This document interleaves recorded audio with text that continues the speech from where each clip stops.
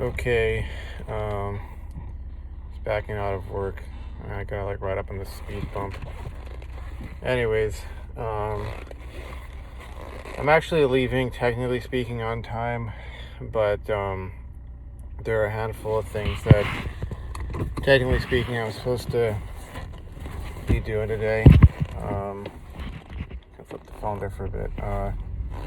But you know how? No, I want to preface this by saying no, I haven't been fired. Nobody's giving me the axe yet. It's not that. It's more so other stuff that's kind of on my nerves right now. That just kind of made me want to like GTFO. Not doing overtime today. Maybe I'll most likely be doing that tomorrow. But what is it? Yeah, and who knows? Maybe somebody will give me some guff tomorrow. I'll see what the things are like in the morning. But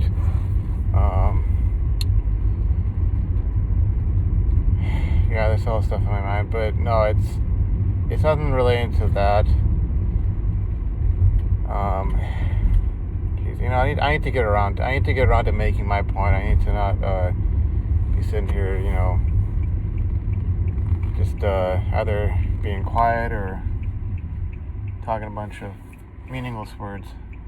So the point I want to get to is, and as I'm explaining this, I'm getting really annoyed with it. But it has to do with the girl. The girl that I, had sort of a bit of a flirtation with, if you will, or at least something of an interaction with there, where there was obviously some interest on her part, and then something about her kind of reminded me of my sister, and then I started getting annoyed. I didn't per se act it out. I may have raised my voice at one point, but that was like about maybe 2-3 weeks ago. Nothing really came of it, but the problem is that even as she came off as a bit annoying to me, I'll have to be honest, I still had some fees for her, and they're obviously there. I wouldn't be having this sort of occurrence. That wasn't the case, but basically I think I'm not gonna say I think, I know, gut check, gut feeling, gut sense that she's involved with another coworker, and I guess what's really annoying me is the fact that I even care.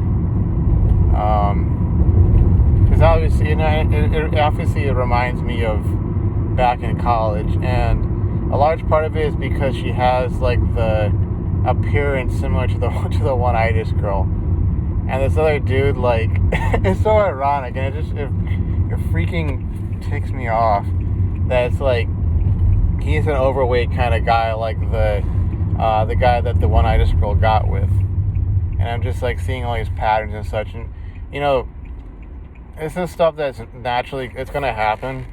It's gonna happen because, and this is the reason why it's almost like as a society, I think we need to have this conversation. We don't want to have this conversation, but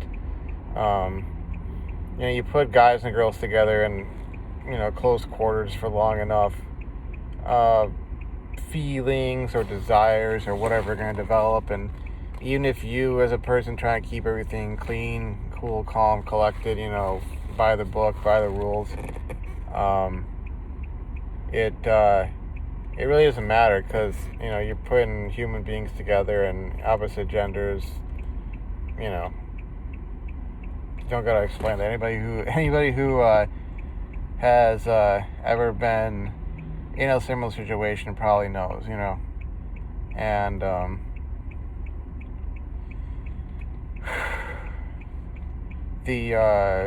the other sort of salient characteristics or stuff that I'd say are sort of common to both this situation and the one back in college is that in many ways you have the case of the girl that I'm, interested in, whether it's this girl or it's the one-itis girl. And there was sort of a time or a window of opportunity where, all other things being equal, yeah, I could have made a move. Chose not to make a move in part because of either beliefs I had or just like factors that I felt justified not making a move, Like I repeated ad nauseum practically that I'm in this stage or in this phase or this like mindset right now where I'm just like, I want to get out of society. I want to pay off my debts. I want to have enough money to have some land somewhere in the middle of nowhere, build my own, residence, and just kind of live out there completely alone, almost like a monk in some sense, or a magus, and it's sort of like the way I look at life now. There's sort of the upsides and the downsides to it. There's the parts of it that make me feel very free and happy and, unlimited. But then there's sort of the parts where it's like, it's like having to accept the reality of contemporary society whilst also having these drives or desires that are ingrained in you because you're a human being, because you're a man or whatever, I suppose I could expand this out from saying, being a man to being just a human being, but it's more like, reality is that, you look at society, you look at your life experiences in particular, and at least for me in particular, I've gotten this sort of sense of things, and I'm almost like doomed. I'm doomed to always have, or develop feelings for the kind of girl that I can never get, and that I'm essentially destined to be eliminated from the gene pool, so to speak, regardless of what I do, and it's always like, to use the whole alpha beta dichotomy, which obviously, like, I think as anyone sort of looks into this sort of stuff, you realize that's a heck of a lot more complicated. And yeah, they'll say, like Rollo say, it's not a straitjacket. Don't think that you're screwed because here are the rules or here's how things are. But always basically having to be the beta or the AFC or the chump, and like no matter what I do, I mean, I could work out, get into great shape, but that girl, whoever she is, whether it's this girl or in case the one-itis girl, whoever, she'll see me and be like, okay, yeah, this guy's attractive, but I couldn't lock him down, so I'm going to reject him ahead of time so I don't have to deal with the possibility of things not working out, and I'm going to go get with this other guy who's 50 pounds overweight and lives in his parents' basement, just so I don't have to feel any sort of competition anxiety, stuff like that. Like, I could get in a great shape, I could get that master's degree, I could make all that money, I could, etc., etc. I could learn game, and it still won't work. Somewhere along there will make it such that, things just won't go my way. And, then of course there's, if you factor into it the fact that, and it's something that I realized, but you factor into the rules that they'll give you, like when you join a company, when you get hired somewhere, they give you the standard, like workplace harassment training, and they'll have these different scenarios in these videos where, like, okay, someone made an off-color joke in front of someone of a certain ethnic or racial group, or someone tried to give a compliment but it came out wrong, or coworkers were dating and another coworker was like, either jealous or he was like trying to get promoted, and the manager was dating his coworker, and the manager decided to promote the guy that she was dating over the guy who was maybe more qualified for the position, or whatever, and it kind of became this whole sort of love triangle drama at work sort of thing. And you sort of realize, and it's kind of like, Rollo, Rich Cooper, all these, cornerstones of the manosphere, the red pill, community. They'll say, that women make rules for alphas and break rules for, excuse me, reverse that. They make rules for betas. That's it. I don't.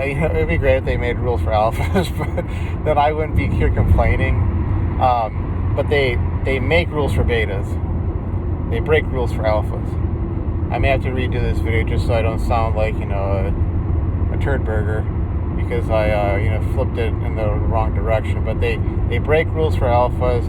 They make rules for betas, and I think that honestly applies even beyond just women. It's like society as a whole. Like when you're sitting there getting that whole workplace harassment training, like here's how to not get fired because HR this or that. You're really hearing society giving rules to betas. Basically, it's almost like they should say, look, beta chumps, here's what you're not allowed to do. Okay, now if you're that guy, whatever it is that the girl views as alpha or is attracted to or drawn to or whatever, like, whatever it is that makes that guy alpha, if you're that alpha guy, you can sit this one out. You don't gotta listen to this. But if you're the other 80% or 90% of guys, this is for you. Sorry, this is the roll of the dice. This is the hand you were given, the set of cards you were given to play this game called life. And here are the rules that you're going to have to live by, And so it's all these things kind of going in my mind when there is some girl there who's, attractive, and I'm feeling desire for her, and it's like, okay, I got to check myself and be like, okay, this is work, you're here to make money, and even if she was practically grinding on you, whispering in your ear to do this, that, and the other with her, okay, no, don't do that, because XYZ, ABC, 1, 2, 3 is going to happen, and somebody's going to get fired and it ain't going to be her, and et cetera, et cetera, et cetera. And then of course I have to see that there's always that guy who, it's almost like the rules don't apply to him. And that's the alpha, and that maybe it's just in that context, the contextual alpha, or maybe he's a sigma, maybe he's a zeta, but he's definitely not, a beta or a delta, definitely not restricted by that or limited to that role or that set of rules. And man, it's added a whole another layer of the I don't like the place I work at.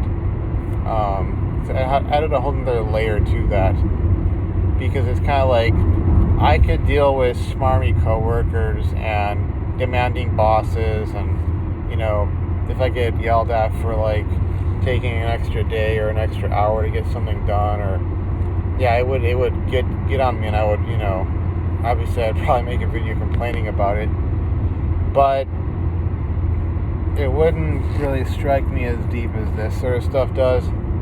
Because, I spent 3 freaking years of my life obsessing over some girl, thinking I could win her over, and doing this and that, and, dealing with, and this is the worst part of it really, was the relational aggression from other guys, and even other girls, where it was okay, I get it, I'm not going to get with this girl, or she's toying with me, so I'm just not going to respond, or I'm going to, ignore her, or I'm going to focus on other stuff, and I'm just going to kind of try to deal with what I can actually get out of this whole thing called college, Okay, I'm not going to get the quote-unquote cute engineering girlfriend. I get it, great. Okay, that sucks. I get it sucks. Lucky for that guy.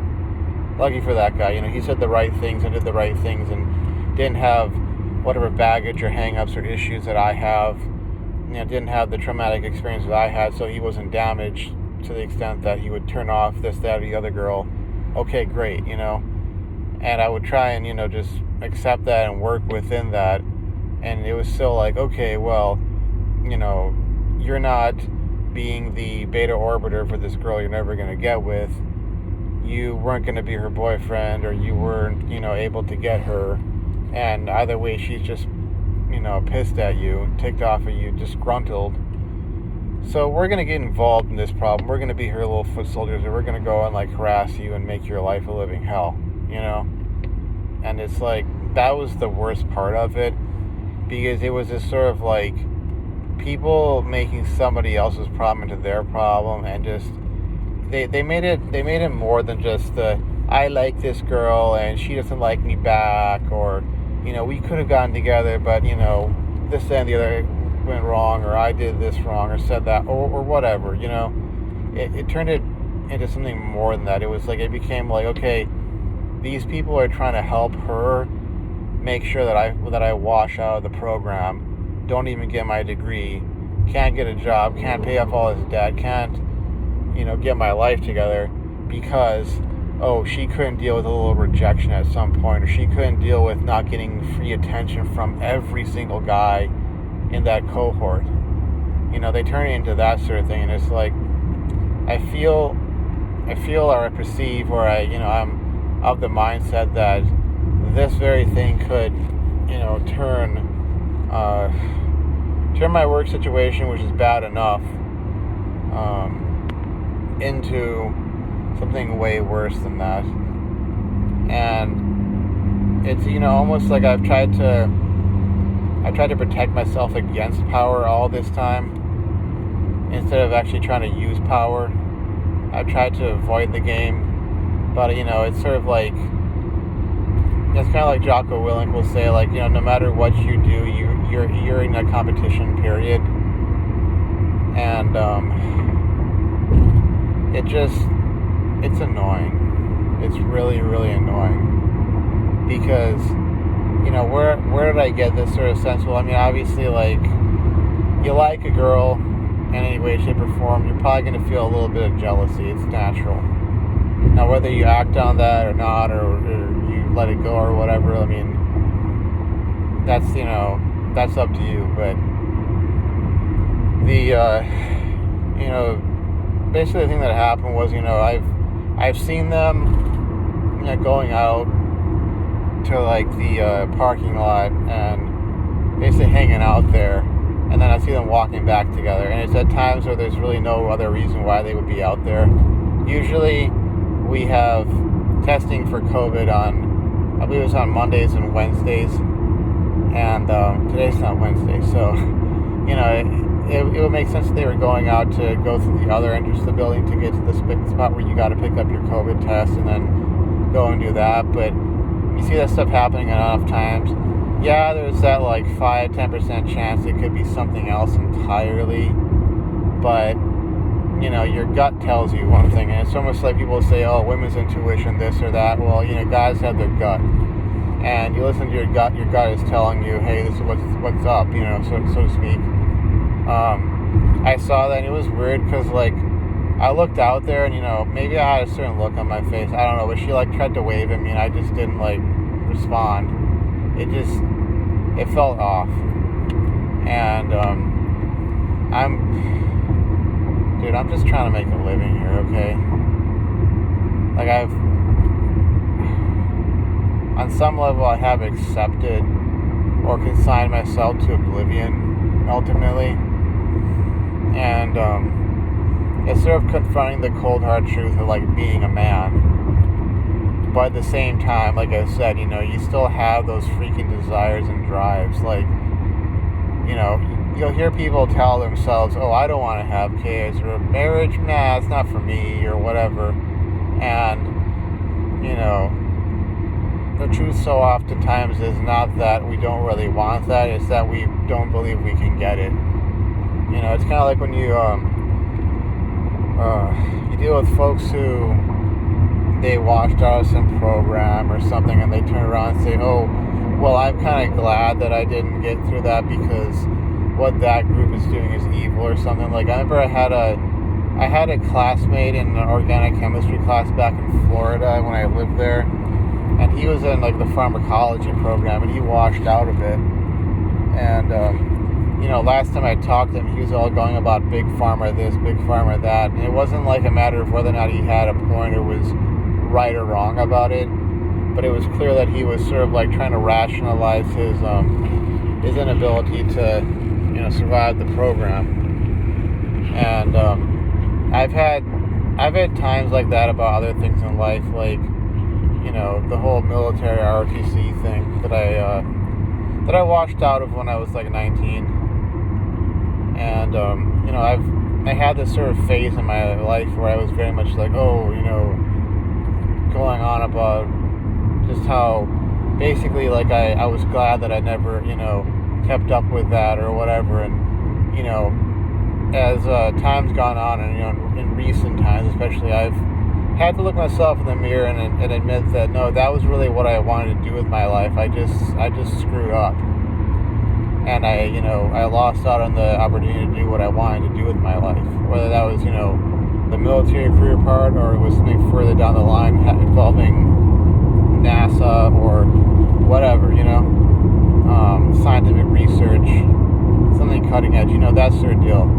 And you know, same thing. It was the same thing with engineering. It was like, for a time there, I was like telling myself, like, no, I really don't want this. I want to go into, you know, humanities, or the humanities, or like the literature or something of that nature. And it was like this, you know, like I got to a point where I finally had to admit to myself, no, I want to go into engineering, specifically chemical engineering, and more particularly biomedical engineering and tissue engineering. But I wasn't up to par for the program at one point. And by the program, I don't mean anything particular to a specific university.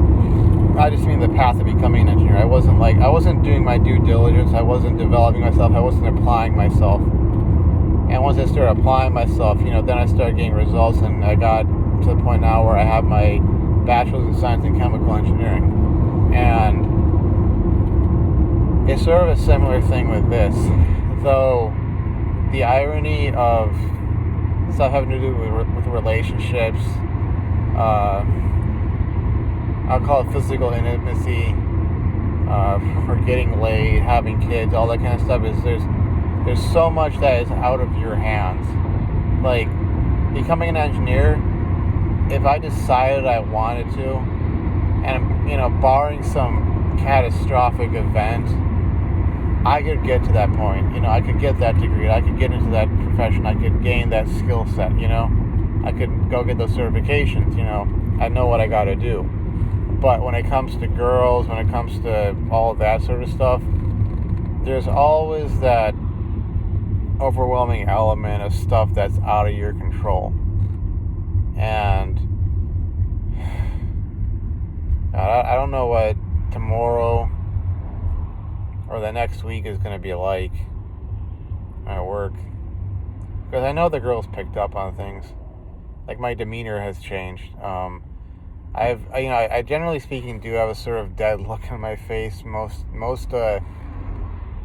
times my eyes are open, I'm awake, and just have a dead look on my face. Maybe if I'm watching or listening to something funny, I'll laugh.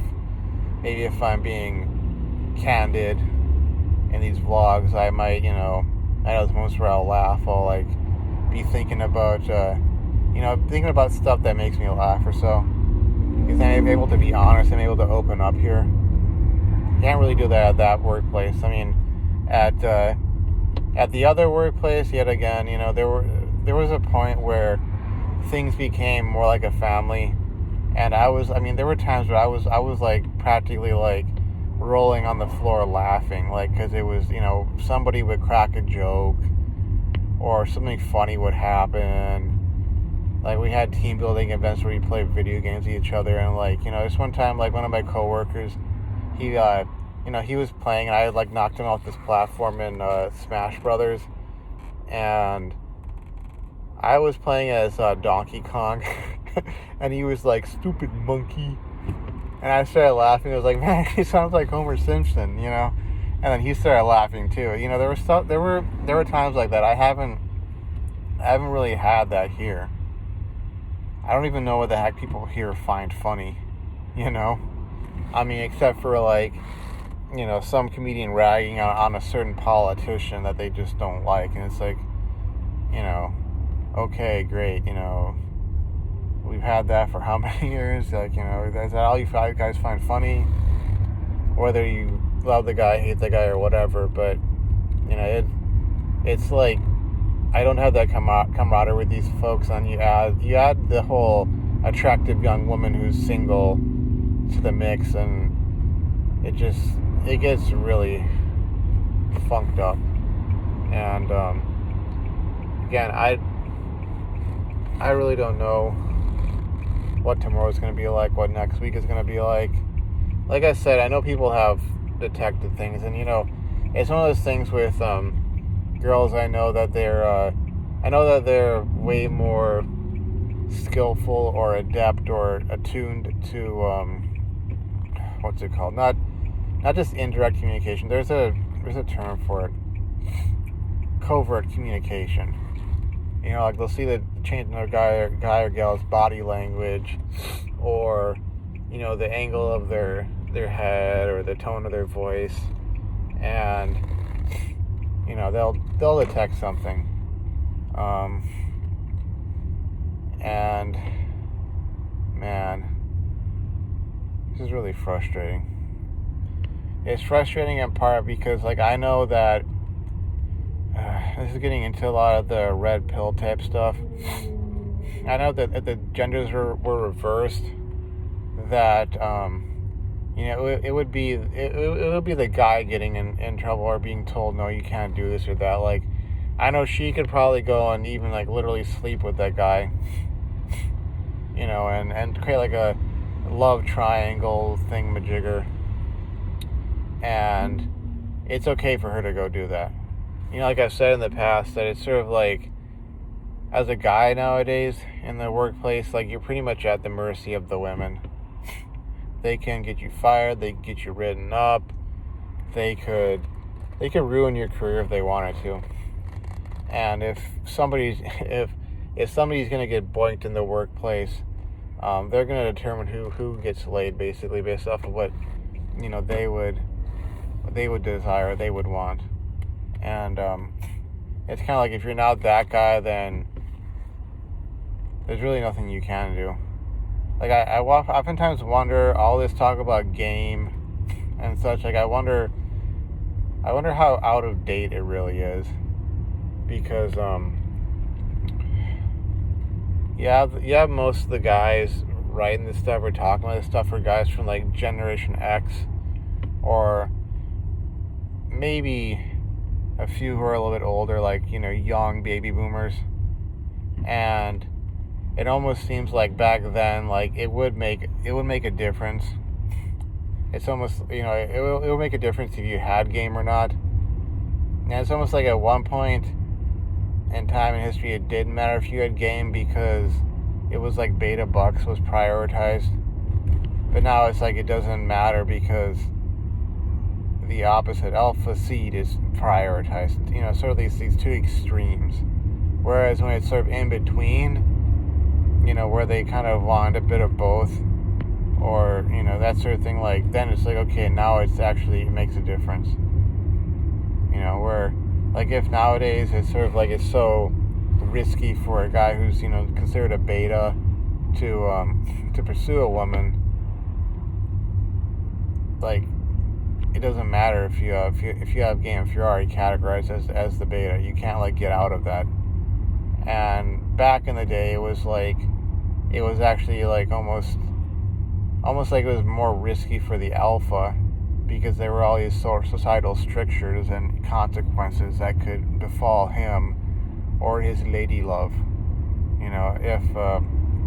if they were caught. And obviously there were far more strictures, far more observation going on. There was far more observation of let's say what the women were up to and that sort of thing. Far more sort of control or restrictions on them, such that even if you were suave and debonair, smooth with the ladies, I'm not saying it couldn't happen and that it didn't happen, but it was far, far less, in large part because it's almost like as a society we were aware of that, and we did things to counteract that, because we also understood the consequences of swinging all the way to the other end of the spectrum, so to speak.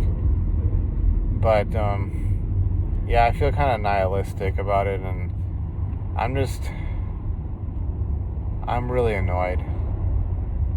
because, like I said, I'm here just to make that money, do what I have to do in order to not, end up in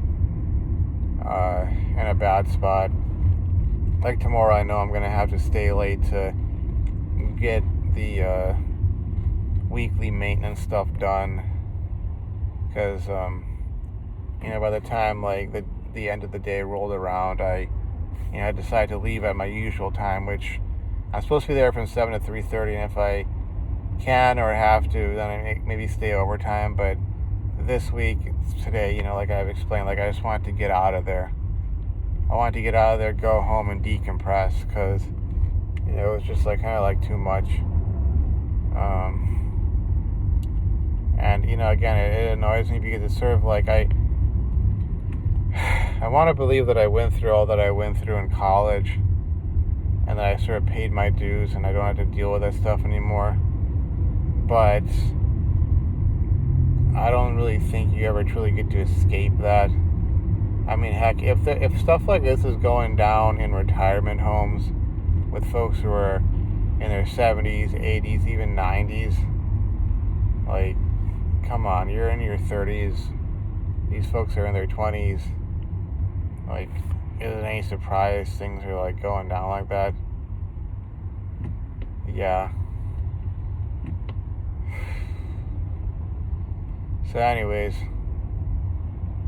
I could go on and on about this, but I don't know how much space I have on this this here phone. But that's kind of the situation. And there's not much really to talk about per se at this point. I guess it's just kind of having to go through it and dealing with the inevitable fallout, because I know in situations like this, it's almost like once the girl chooses the guy she wants to be with, she wants to be acknowledged and praised for it. And that was probably one of the biggest things with the one-itis girl, was the fact that I just refused to go and just accept it. At least not in the form that she wanted to, where she wanted to have the whole rah praise of every single person in the room. And there I was going nah, I don't really approve of this. In large part because I liked her, and at the same time, like I said, I hadn't made the move that I coulda, shoulda, woulda when the opportunity was there. But I guess this person just let me in, please. I signal it right. But such is life. Not really sure what exactly I'm supposed to do. Because like I said, it's sort of if you object to this sort of stuff, it's you have the rules as they're written, and then you have the reality of it, and things could get really blown out of proportion. And I just want to get through my days. And I'm reminded of a moment earlier today where it was that girl was asking me if how I was doing or something. I said, I'm doing all right, I guess. That was way before that, whole whatever you want to call it went down, where I saw them together. It was before that, ironically. It was I was just really I was just being angry and hostile, and at least in my body language. Because I also got the whole sense that if I look pissed off or hostile, people are less likely to mess with me. I got a frown on my face and I look like I could punch someone. Then it's maybe they'll back off. They're I don't know, if you want to mess with that guy, he might knock you out. Just give him the space. I just look like I'm mad dogging someone. But like I said so many dang times, just want to make that money and pay off the debts that I have to pay off in order to sever my ties to society, I guess you could say. And then if I decide to disappear or just go off and march into oblivion, then that's what I'll do. And by march into oblivion, I would mean stuff like during the French Foreign Legion, if I could make the cut. 'cause that's what it kind of feels like to me, is that it's sort of like living in Westeros, and your only choice, if you're not going to inherit land, or you're not going to have a chance to get married or have kids, or whatever the case may be, whatever has happened to make that path to a normal functional life impossible. You got a couple of choices. You can join the Order of the Maesters, but most people aren't drawn to that. Okay, so what's the other option? The Night's Watch. And eventually it'll be the death of you, and that's your experience as a guy, that you are disposable, that you're a utility, and since you're good for nothing else, well, we're going to send you off to basically what boils down, what is degenerated into a penal colony, and we're going to have you fight some northern barbarians, and whatever else lies beyond this boundary of civilization, and the job being the job, the role being the role. Like, eventually you will die there, and even if you were lucky enough to not die in some wildling's axe, so to speak, or die of the cold or die of disease, eventually you will die here, and this is where you're gonna spend the last few moments of your life, after you're probably spending years of your existence just whittling away your time here, a life sentence, that sort of thing, and you'll be forgotten because all you were was really just a warm body, and you got one more sack of cannon fodder, or whatever, I guess arrow fodder, whatever. Anyways, it's a long video, and obviously I've had a lot to say, but I will be hopefully coming up on the exit I need to take in order to get back to my place of habitation, my refuge, my lair, my hideout. Anyways, I'll see you folks around. Thanks for listening to another rant of mine, and take care. Goodbye.